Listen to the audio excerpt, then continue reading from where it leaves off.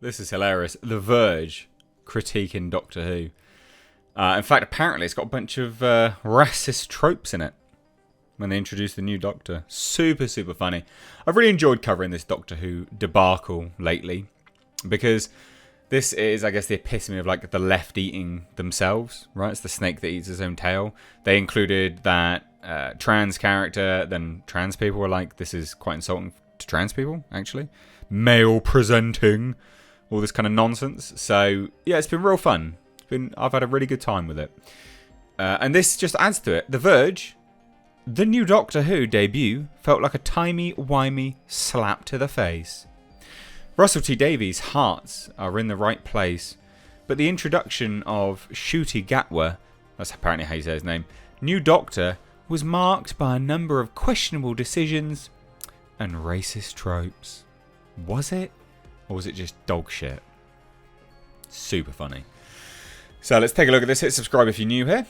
I'll stay up to date on all of this as well as loads of other nonsense because it's a good time. Doctor Who executive producer Russell T Davies warned everyone, oh yes he did, that the 60th anniversary special episodes were going to introduce some interesting new twists to the mythology of the series, meant to set the stage for actor Ncuti Gatwa's debut as the Time Lord.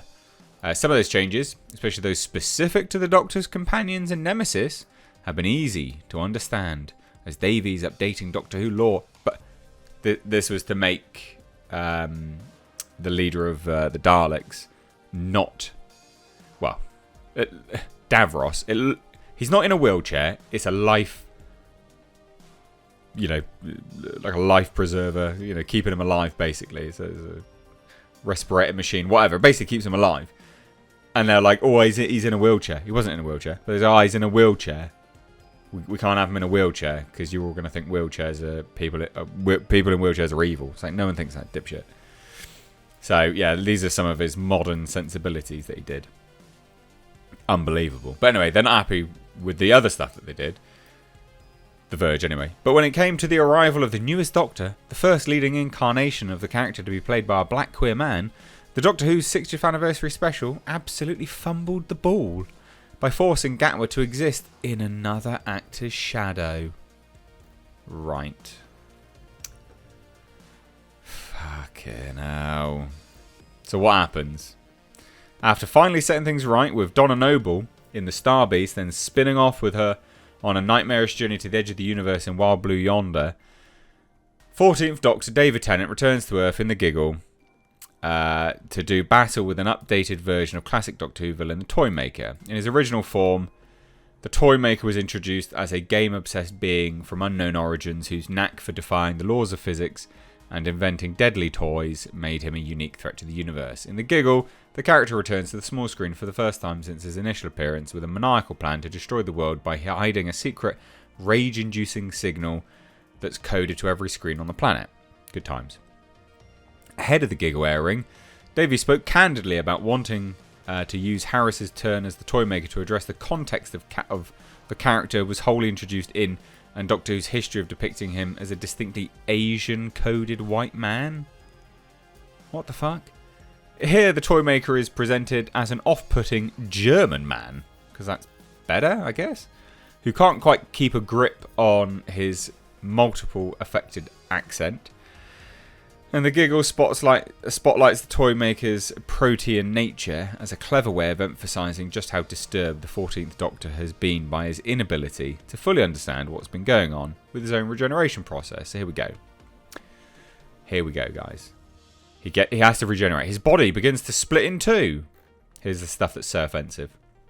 According to the new 15th Doctor, by generation, a Time Lord simultaneously regenerating into two separate selves was supposed to have been a Gallifreyan myth, but as 14 Doctor and 15 team up to defeat the Toymaker, the Giggle makes obvious that this era of multiple contemporaneous Doctors is here to stay. And while that's sure to delight the legions of Doctor Who fans who've come to see Tennant as the quintessential Doctor, it's impossible not to read the episode as having stolen a lot of Gatwa's thunder. They're annoyed that he was introduced with someone else. For fuck's sake. When Gatworth first announced as the actor who would be taking over the Doctor role following Whittaker's 3-series-long run, it felt like the BBC finally had the common sense to lean more into Doctor Who's core ideas about imagination, exploration, and discovery across time and space. No, they're doing fantasy, you idiot. Anyway, so Doctor Who fans might want to deny it. The fact that the Doctor, a shape-shifting alien from a planet full of brilliant time travellers, was almost exclusively portrayed by white men until 2017, was small-minded, racist, and sexist in equal measure. That's because it's British. And, believe it or not, predominantly, we're white in England. You dipshits. It's not racist, alright? Despite their being late to the party, Whittaker's 13th and Joe Martin's Fugitive Doctor both demonstrated how Doctor Who could stay true to its narrative essence. No, it couldn't. It's garbage. Anyway, the giggle brings 15 into the picture from the way he's left standing in his underwear, while 14 remains mostly clothed, to the implication that the two Doctors will seemingly coexist. Makes it seem as if Davies is trying to placate the contingent of fans who don't want to accept a queer black actor playing the Doctor role by keeping Tennant in the mix. See? The left eating themselves, guys. This is why this is heavily comical. Those fans vocalised their displeasure at the idea of a black Doctor in the same way that people griped about the idea of a black Spider-Man, a black Captain America, or a black James Bond.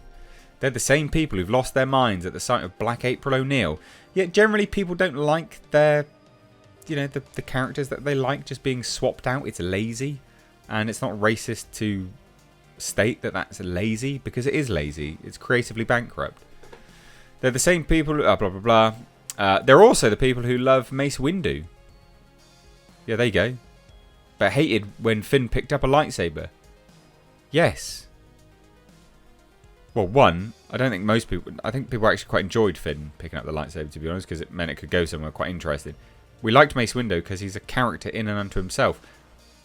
You're an idiot, person writing this. You're a moron. Anyway, the giggle actually comments on how dangerous their specific brand of rage can be. The whole situation with the bi-generation plays like Doctor Who catering to the fandom's less enlightened desires. Oh, piss off.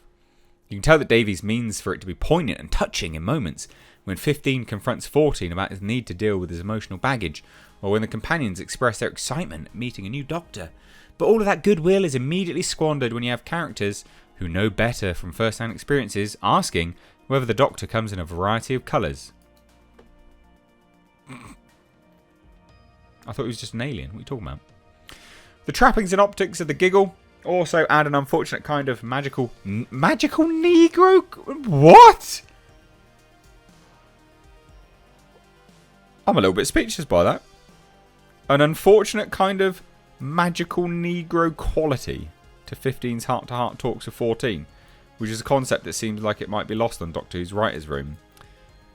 Fucking Jesus. The Doctors defeat the Toymaker together, but the episode's real emotional climax comes as 15 explains himself as a product of emotional healing that 14 hasn't yet done. The concept of a time traveller doing rehab out of order certainly sounds cool on the page. This is just dumb. Anyway, what's most concerning, though, is the way the giggle implies that the Doctors will now coexist. Can't have that. Seemingly as 14 joins a bunch of the older companions like Donna, Mel and Kate as part of a new spin-off project revolving around UNIT, Doctor Who's answer to Marvel. Yes, garbage. Anyway, this is hilarious. Don't you think this is funny? This is absolutely hilarious. The left eating themselves, guys. Who'd have thought it? Anyway, leave your thoughts down below. Cheers, guys. Take care. Bye-bye now.